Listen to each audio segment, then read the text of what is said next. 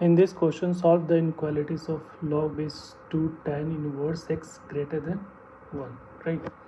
तो यहाँ पे देखो, पहला तो कंडीशन है कि ये जो है लॉग को अगर हमारा प्रॉपर्टीज़ होता है कि log base a of n is equal to x होता है, तो एन को हम लोग क्या लिखते हैं, ए रेज़ टू पावर एक्स लिखते हैं, राइट।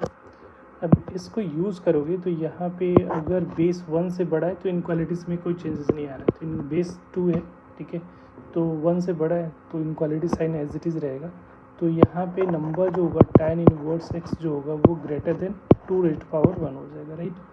अब tan इनवर्स x का ग्राफ आपको अगर पता होगा तो tan इनवर्स का ग्राफ जो होता है वो कुछ इस टाइप से होता है, ऐसा होता है, ये π/2 और नीचे में -π/2।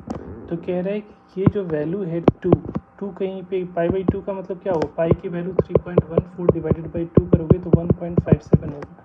तो 2 कहीं पे यहाँ पे लाइन होगा, तो 2 से बड़ी मतलब ऊपर, तो ऐसा तो पॉसिबल नहीं है क्योंकि tan इनवर्स का वो रेंज से बाहर जा रहा है, ठीक है। तो tan इनवर्स का रेंज जो है वो -π/2 से लेकर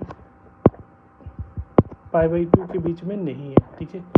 तो इसका मतलब है कि इस केस में x की कोई सॉल्यूशन नहीं होगी, तो इस केस में क्या हो जाएगा, नो सॉल्यूशन हो जाएगा, ठीक है। अगर लेस देन होता तो हम लोग इसका रेंज -π/2 से जो इसकी जो वैल्यू होती है x की वैल्यू वो हर एक वैल्यू के लिए डिफाइन होता है, ठीक है, या 1 होता है कुछ और होता है तो उसके अकॉर्डिंग कर सकते थे। बट यहाँ पे 2 से बड़ी ये लाइन y = 2 की है, तो 2 से बड़ी तो ग्राफ है ही नहीं, तो उसमें आएगा नहीं। तो कोई भी x की ऐसा वैल्यू नहीं होगा जो कि tan इनवर्स की वैल्यू 2 से बड़ी दे दे, ठीक है, क्योंकि इसका रेंज ही है 1.57 से लेकर इसका आउटपुट मैक्सिमम 1.57 के बीच में ही आ सकता है, ठीक है।